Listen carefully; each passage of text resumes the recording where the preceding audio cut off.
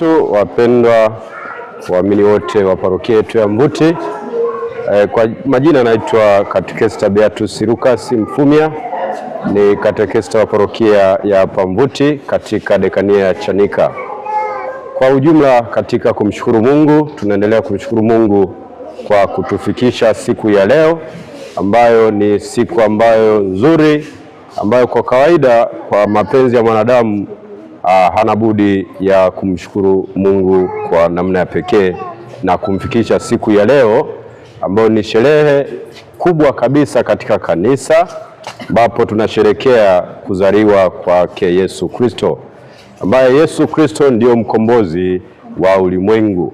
Na kama mnavyoona, tuko hapa katika hori la mtoto Yesu, kuona kwamba Yesu alizaliwa katika hori la ambapo ng'ombe walikuwa wanakaa humo, lakini Mama Bikira Maria kwa kukosa sehemu nzuri akaonekana kwamba akimbilie katika hori la wanyama.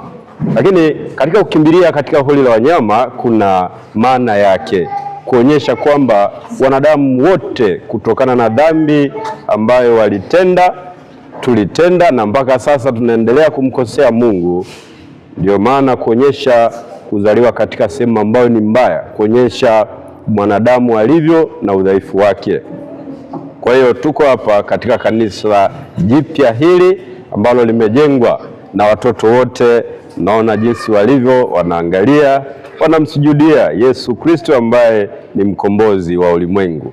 Kwa hiyo katika siku ya leo ni siku ya pekee, tukiendelea kumshukuru Mungu kwa namna ya pekee.